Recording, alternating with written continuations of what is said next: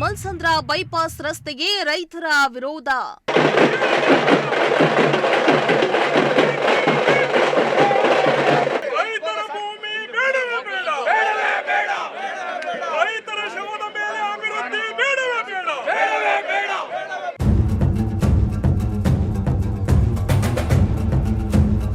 DC ಕಚೇರಿ ಮುಂದೆ ಪ್ರತಿಭಟನೆ ನಡೆಸಿ ಅನ್ನದಾತರ ಆಕ್ರೋಶ.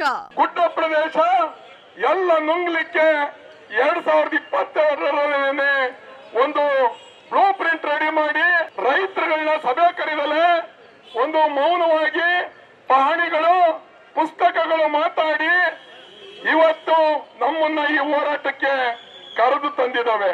ಬಂಧುಗಳೇ, ನಮ್ಗೆ ಹೋರಾಟ ಏನು ಹೊಸದಲ್ಲ. ಈಗಾಗಲೇ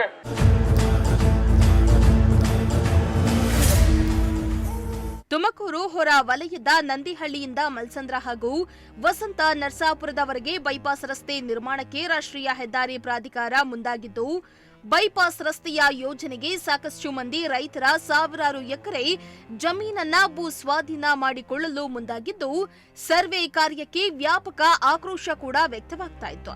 ಅಲ್ಲದೆ ಹೆದ್ದಾರಿ ಪ್ರಾಧಿಕಾರ ಹಾಗೂ ಕೇಂದ್ರ ಸರ್ಕಾರದ ವಿರುದ್ಧ ಅನ್ನದಾತರು ತೀವ್ರ ಹೋರಾಟವನ್ನ ಮಾಡಿದ್ರಿಂದ ತಾತ್ಕಾಲಿಕವಾಗಿ ಭೂ ಸ್ವಾಧೀನ ಪ್ರಕ್ರಿಯೆಯನ್ನ ಸ್ಥಗಿತವಾಗಿತ್ತು.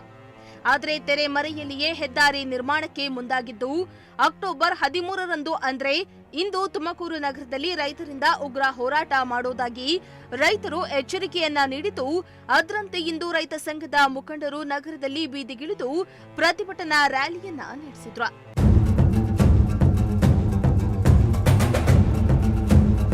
ಇನ್ನು ಬೈಪಾಸ್ ರಸ್ತೆ ನಿರ್ಮಾಣಕ್ಕೆ ಒಳಪಡುವ ಜಮೀನುಗಳ ಸುಮಾರು 1000ಕ್ಕೂ ಹೆಚ್ಚು ರೈತರು ಬೈಪಾಸ್ ರಸ್ತೆ ನಿರ್ಮಾಣಕ್ಕೆ ವಿರೋಧ ವ್ಯಕ್ತಪಡಿಸಿ ನಗರದಲ್ಲಿ ಪ್ರತಿಭಟನೆಯನ್ನ ನಡೆಸಿದ್ರು. ತುಮಕೂರು ನಗರದ ಟೌನ್ ಹಾಲ್ ಸರ್ಕಲ್ನಿಂದ ಡಿಸಿ ಕಚೇರಿಯವರೆಗೂ ಬೃಹತ್ ಪ್ರತಿಭಟನಾ ರ್ಯಾಲಿಯನ್ನ ನಡೆಸಿದ್ದು, ಕೇಂದ್ರ ಸರ್ಕಾರ ಹಾಗೂ ಹೆದ್ದಾರಿ ಪ್ರಾಧಿಕಾರದ ವಿರುದ್ಧ ಧಿಕ್ಕಾರವನ್ನ ಕೂಗಿ ಆಕ್ರೋಶ ಹೊರಹಾಕಿದ್ರು. ಅಲ್ಲದೆ ಕೂಡಲೇ ಬೈಪಾಸ್ ರಸ್ತೆ ನಿರ್ಮಾಣ ಪ್ರಸ್ತಾವನೆಯನ್ನ ಕೈಬಿಡಬೇಕೆಂದು ಒತ್ತಾಯಿಸಿದ್ರು.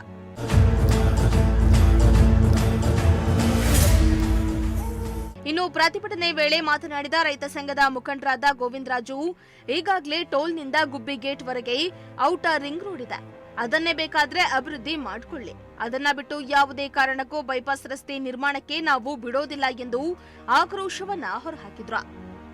ಅಲ್ಲದೆ ರಿಯಲ್ ಎಸ್ಟೇಟ್ ಕೈಗಾರಿಕೋದ್ಯಮಿಗಳಿಗೆ ಅನುಕೂಲವಾಗಲೆಂದು ಈ ಬೈಪಾಸ್ ರಸ್ತೆಯನ್ನ ನಿರ್ಮಾಣ ಮಾಡಲಾಗಿದೆ. ಇದರಿಂದ ರೈತರ ಫಲವತ್ತಾದ ಜಮೀನು ನಾಶ ಆಗತ್ತೆ, ಅದನ್ನ ಕೂಡಲೇ ಕೈ ಬಿಡಬೇಕೆಂದು ಆಗ್ರಹಿಸಿದ್ದಾರೆ. ಈಗಾಗಲೇ ಅಭಿವೃದ್ಧಿಯ ಹೆಸರಿನಲ್ಲಿ ತುಮಕೂರಿನ ಸುತ್ತಮುತ್ತ ಇರತಕ್ಕಂಥ ಸುಮಾರು 16,000 ಹೆಕ್ಟೇರ್ ಭೂಮಿಯನ್ನು ಕೈಗಾರಿಕೆ, ರಸ್ತೆ, ನಗರೀಕರಣ, ರಾಷ್ಟ್ರೀಯ ಹೆದ್ದಾರಿಗಳು ಮತ್ತು ಬೇರೆ ಬೇರೆ ಉದ್ದೇಶಗಳಿಗೋಸ್ಕರವಾಗಿ ಈಗಾಗಲೇ ಸರ್ಕಾರ ಸ್ವಾಧೀನ ಮಾಡಿದೆ. ಈಗ ಮತ್ತೆ ತುಮಕೂರು ಗ್ರಾಮಾಂತರ ಭಾಗದ ಗೂಳೂರು, ಹೆಬ್ಬೂರು, ಬೆಳ್ಳಾವಿ ಮತ್ತು ಗುಬ್ಬಿ ತಾಲೂಕಿನ ಕಸ್ಬಾ, ಚೇಳೂರು ಭಾಗದ ರೈತರ ಭೂಮಿಯ ಮೇಲೆ ಸರ್ಕಾರದ ಕಣ್ಣು ಬಿದ್ದಿದೆ. ಅದರ ಭಾಗವಾಗಿ ನಂದಿಹಳ್ಳಿಯಿಂದ ಮಲ್ಲಸಂದ್ರ ಮಾರ್ಗವಾಗಿ ವಸಂತ ನರಸಾಪುರದವರೆಗೆ 44 ಕಿಲೋಮೀಟರ್ ಉದ್ದದ ಸುಮಾರು 41 ಹಳ್ಳಿಗಳ 1500 ಕುಟುಂಬಗಳನ್ನು ಒಕ್ಕಲೆಬ್ಬಿಸ್ತಕ್ಕಂಥ ಕೆಲಸಕ್ಕೆ ಈಗಾಗಲೇ ರಾಷ್ಟ್ರೀಯ ಹೆದ್ದಾರಿ ಪ್ರಾಧಿಕಾರ ಕೈ ಹಾಕಿದೆ. ಏನು ರಾಷ್ಟ್ರೀಯ ಹೆದ್ದಾರಿ ಪ್ರಾಧಿಕಾರ ಸ್ವಾಧೀನ ಮಾಡಲಿಕ್ಕೆ ಹೊರಟಿದೆ, ಆ ಎಲ್ಲ ಭೂಮಿ ಫಲವತ್ತತೆಯಿಂದ ಕೂಡಿರ್ತಕ್ಕಂಥ ಭೂಮಿ. 90 ಭಾಗ ಭೂಮಿ ನೀರಾವರಿಗೆ ಒಳಪಟ್ಟಿರ್ತಕ್ಕಂಥದ್ದು. ತೆರೆದ ಬಾವಿ, ಕೊಳವೆ ಬಾವಿ ಮತ್ತು ಹೇಮಾವತಿಯ ಅಚ್ಚುಕಟ್ಟು ಪ್ರದೇಶದಲ್ಲಿ ಬಂದಿರತಕ್ಕಂಥ ಸುಮಾರು 750 ಎಕರೆ ಅಡಿಕೆ, ತೆಂಗು, ಮಾವು, ಬಾಳೆ, ತರಕಾರಿ, ಹಣ್ಣು ಹಂಪಲುಗಳನ್ನು ಬೆಳೀತಕ್ಕಂಥ ಸಮೃದ್ಧವಾದಂಥ ನಗರಕ್ಕೆ ಹತ್ತಿರ ಇರತಕ್ಕಂಥ ಕೋಟ್ಯಾಂತರ ಬೆಲೆ ಬಾಳ್ತಕ್ಕಂಥ ಜಮೀನುಗಳು. ಭಾಳ ಮುಖ್ಯವಾಗಿ ಈ ನಗರದ ಜನರಿಗೆ ತಂಪಾದ ಗಾಳಿಯನ್ನು ಒದಗಿಸ್ತಕ್ಕಂಥ ಬೆಟ್ಟ ಗುಡ್ಡಗಳಿಂದ ಕೂಡಿರ್ತಕ್ಕಂಥ ಜಮೀನು. ಹಾಗಾಗಿ ಇಂಥ ಫಲವತ್ತಾದಂಥ ಭೂಮಿಯನ್ನು ಸ್ವಾಧೀನ ಮಾಡಬಾರ್ದು ಅಂತಕ್ಕಂಥದ್ದು ನಮ್ಮ ಹೋರಾಟದ ಉದ್ದೇಶ. ಇನ್ನು ರಾಜ್ಯ ರೈತ ಸಂಘದ ರಾಜ್ಯಾಧ್ಯಕ್ಷರು ಮಾತನಾಡಿ, ಬೈಪಾಸ್ ರಸ್ತೆಯ ನಿರ್ಮಾಣದಿಂದ ರೈತರ ಇಷ್ಟು ದಿನ ಕಷ್ಟಪಟ್ಟು ಬೆಳೆದಿರುವ ತೆಂಗು, ಅಡಿಕೆ ಹಾಗೂ ಇನ್ನಿತರೆ ಬೆಳೆಗಳು ನಾಶವಾಗಲಿವೆ. ಸುಮಾರು 42 ಹಳ್ಳಿಗಳ ಸುಮಾರು ಸಾವಿರಾರು ರೈತರ ಕುಟುಂಬಗಳು ಬೀದಿಗೆ ಬೀಳಲಿವೆ. ನಾವು ಯಾವುದೇ ಕಾರಣಕ್ಕೂ ರೈತರ 1 ಇಂಚು ಭೂಮಿಯನ್ನ ಕೂಡ ಸರ್ಕಾರಕ್ಕೆ ಕೊಡೋದಿಲ್ಲ ಹಾಗೂ ಸರ್ಕಾರ ಏನಾದ್ರೂ ಭೂ ಸ್ವಾಧೀನಕ್ಕೆ ನೀಡಿರುವ ಅಧಿಸೂಚನೆಯನ್ನ ಪಡೆಯದೇ ಇದ್ರೆ ಮುಂದಿನ ದಿನಗಳಲ್ಲಿ ಉಗ್ರ ಹೋರಾಟ ಮಾಡ್ತೇನೆ ಎಂದು ಸರ್ಕಾರಕ್ಕೆ ಎಚ್ಚರಿಕೆಯನ್ನ ನೀಡಿದ್ದಾರೆ.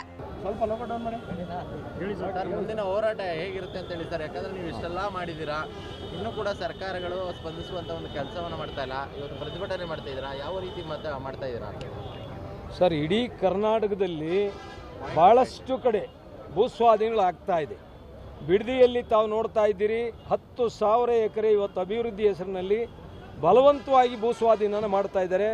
ಅದೇ ರೀತಿ ತುಮಕೂರು ಜಿಲ್ಲೆಯಲ್ಲೂ ಅನಗತ್ಯವಾಗಿ ಈಗ ಹಾಲಿ ರಿಂಗ್ ರಸ್ತೆ ಇದ್ದರೂ ಸಹ, ವೆಹಿಕಲ್ಗಳ ಸಂಖ್ಯೆ ಕಡಿಮೆ ಇದ್ದರೂ ಸಹ ಮತ್ತೊಂದು ರಿಂಗ್ ರಸ್ತೆ ಮಾಡ್ತಕ್ಕಂಥ ಅವಶ್ಯಕತೆ ಇರಲಿಲ್ಲ. ಇವತ್ತು ಯಾರದೋ ಲಾಬಿಗೆ ಮಣಿದು, ಯಾರ ರಿಯಲ್ ಎಸ್ಟೇಟು ಲಾಬಿಗೆ ಮಣಿದು ಇವತ್ತು ರಿಂಗ್ ರಸ್ತೆ ಮಾಡ್ತಕ್ಕಂಥದ್ದನ್ನ ನಾವು ವಿರೋಧ ಮಾಡ್ತಾ ಇದ್ದೇವೆ.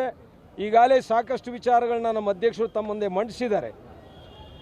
ತುಮಕೂರು ಅಭಿವೃದ್ಧಿ ಮಾಡೋದಾದರೆ ಕೃಷಿಕರಿಗೆ ಅನುಕೂಲ ಮಾಡಿಕೊಡಲಿ. ರಿಂಗ್ ರಸ್ತೆಯ ಹೆಸರಿನಲ್ಲಿ ರೈತರನ್ನ ಒಕ್ಕಲೆದ್ದೊಳಿಸಿ ಫಲವತ್ತಾದ ಭೂಮಿಯನ್ನು ಕಿತ್ತುಕೊಂಡು ರಸ್ತೆ ಮಾಡಲಿಕ್ಕೆ ನಾವು ಯಾವ ಕಾರಣಕ್ಕೂ ಬಿಡೋದಿಲ್ಲ. ಹೋರಾಟ ಮುಂದುವರಿಯುತ್ತೆ. ಸುಮಾರು ಸಾವಿರಾರು ಕೋಟಿ ಬೆಲೆ ಬಾಳ್ತಕ್ಕಂಥ ಅಡಿಕೆ, ತೆಂಗು, ಮಾವು, ಬಾಳೆ ಅಂತ ಭಾಳಷ್ಟು ಆರ್ಥಿಕತೆಯನ್ನು ತಂದುಕೊಡ್ತಕ್ಕಂಥ ಬೆಳೆಗಳು ಇವತ್ತು ನಾಶ ಆಗ್ತಾ ಇದೆ. ನಿರಂತರವಾಗಿ ನಾಶ ಆಗ್ತಕ್ಕಂಥ ಸಂದರ್ಭ ಇದೆ. ಆ ಕಾರಣಕ್ಕೆ ನಾವು DC ಅವರಿಗೆ ಈಗಾಗಲೇ ಒಂದು ಮನವಿಯನ್ನು ಸಹ ಕೊಟ್ಟು ಮಾತನಾಡಿದ್ದೇವೆ. ತಾವು ಕೂಡಲೇ ಸರ್ಕಾರಕ್ಕೆ ತಿಳಿಸಿ, ಫಲವತ್ತಾದ ಭೂಮಿಗಳು ತಾವು ಸರ್ವೆ ಮಾಡ್ತಕ್ಕಂಥ ಸಂದರ್ಭದಲ್ಲಿ ಇದು D ದರ್ಜೆ ಭೂಮಿ, ಬರಡು ಭೂಮಿಗಳು ಅಂತಂದೇಳಿ ನಮೂದು ಮಾಡಿದ್ದಾರೆ ರೆಕಾರ್ಡುಗಳಲ್ಲಿ. ಅದು ತಪ್ಪು ಮಾಹಿತಿಗಳು. ಇದೆಲ್ಲ ಫಲವತ್ತಾದ ಭೂಮಿಗಳು. 70% ನೀರಾವರಿ ಭೂಮಿಗಳಾದ್ದರಿಂದ ಆ ಭೂಮಿಯನ್ನು ಬಿಡಲಿಕ್ಕೆ ರೈತರು ತಯಾರಿಲ್ಲ. ಅವರು ಜೀವ ಬಿಟ್ಟರೂ ಸಹ ಭೂಮಿಯಂತೂ ಬಿಡೋದಿಲ್ಲ. ಇನ್ನು ನಗರದ ಟೌನ್ ಹಾಲ್ನಿಂದ DC ಕಚೇರಿವರೆಗೂ ಪ್ರತಿಭಟನಾ ರ್ಯಾಲಿಯನ್ನ ನಡೆಸಿ DC ಕಚೇರಿ ಮುಂಭಾಗ ಪ್ರತಿಭಟನೆಯನ್ನ ನಡೆಸಿದ್ದು, ಪ್ರತಿಭಟನಾ ಸ್ಥಳಕ್ಕೆ ಬಂದ DC ಶುಭ ಕಲ್ಯಾಣ್ ರೈತರಿಂದ ಮನವಿ ಪತ್ರವನ್ನ ಸ್ವೀಕರಿಸಿಕೊಂಡ್ರು. ಅಲ್ಲದೆ ಹಿಂದೆ ಸರ್ಕಾರಕ್ಕೆ ಹಾಗೂ ಹೆದ್ದಾರಿ ಪ್ರಾಧಿಕಾರಕ್ಕೆ ಈ ಮನವಿಯನ್ನ ಸಲ್ಲಿಸುತ್ತೇವೆ ಎಂದು DC ರೈತರಿಗೆ ಭರವಸೆಯನ್ನ ಕೂಡ ನೀಡಿದ್ರು. ಎಲ್ಲರಿಗೂ ನಮಸ್ಕಾರ. ತುಮಕೂರು ಜಿಲ್ಲೆಯ ರೈತ ಬಂಧುಗಳೇ, ವಿಶೇಷವಾಗಿ ಹೆಚ್ಚಿನ ಸಂಖ್ಯೆಯಲ್ಲಿ ಬಂದಿರುವ ಮಹಿಳೆಯರೇ, ನಿಮ್ಮೆಲ್ಲರಿಗೂ ನಮಸ್ಕಾರ. ಮೊದಲನೇದಾಗಿ ನಂದಿಹಳ್ಳಿ, ಮಲ್ಲಸಂದ್ರ, ವಸಂತ ನರಸಾಪುರ, ತುಮಕೂರು ಬೈಪಾಸ್ ರಸ್ತೆ, ಇದರಲ್ಲಿ ನಿಮಗೆ ಏನೇನು ಆತಂಕ ಇದೆ ಅದ್ರ ಬಗ್ಗೆ ಸುದೀರ್ಘವಾಗಿ ನಾವು ಕೂಡ ಒಂದು ಸಭೆ ಮಾಡಿ ಚರ್ಚೆ ಮಾಡಿದ್ದೀವಿ. ಅದರಲ್ಲಿನೂ ಸುಮಾರು ವಿಚಾರಗಳು ಅವರು ಹೇಳಿದ್ದಾರೆ, ನಮ್ಮ ಗಮನದಲ್ಲಿನೂ ಇದೆ. ಇವತ್ತು ತಾವು ಏನು ಇಷ್ಟೊತ್ತು ಓದಿದ್ದೀರಾ ಅದನ್ನು ನಾವು ಸರ್ಕಾರ ಗಮನಕ್ಕೆ ಇವತ್ತೇ ನಾವು ಕಳಿಸ್ಕೊಡ್ತೀವಿ ಅನ್ನೋ ವಿಚಾರವನ್ನು ನಾನು ಹೇಳಕ್ಕೆ ಇಷ್ಟಪಡ್ತೀನಿ. ಇದು ಸಂಬಂಧಪಟ್ಟ SLA ಅವರಿಗೆ ಕೂಡ ಹೇಳ್ತೀವಿ ಮತ್ತು PDNH ಅವರೇನಿದ್ದಾರೆ ಅವ್ರ ಗಮನಕ್ಕೆ ಕೂಡ ನಾವು ಇದನ್ನು ತರ್ತೀವಿ ಅಂತ ಹೇಳಕ್ಕೆ ಇಷ್ಟಪಡ್ತೀನಿ. ನಿಮ್ಮೆಲ್ಲರಿಗೂ ಒಳ್ಳೆಯದಾಗಲಿ. ಧನ್ಯವಾದ. ಇನ್ನು ನಂದಿಹಳ್ಳಿ, ಮಲ್ಸಂದ್ರ, ವಸಂತ ನರಸಾಪುರ ಬೈಪಾಸ್ ರಸ್ತೆಗೆ ರೈತಾಪಿ ವರ್ಗದ ಮುಖಂಡರಿಂದ ತೀವ್ರ ವಿರೋಧ ವ್ಯಕ್ತವಾಗ್ತಾ ಇದ್ದು, ರೈತರ ಉಗ್ರ ಹೋರಾಟಕ್ಕೆ ಹೆದ್ದಾರಿ ಪ್ರಾಧಿಕಾರ ಮಣಿದು ಬೈಪಾಸ್ ರಸ್ತೆ ಕಾಮಗಾರಿಯನ್ನ ಕೈಬಿಡುತ್ತಾ ಎಂದು ಕಾದು ನೋಡಬೇಕಾಗಿದೆ.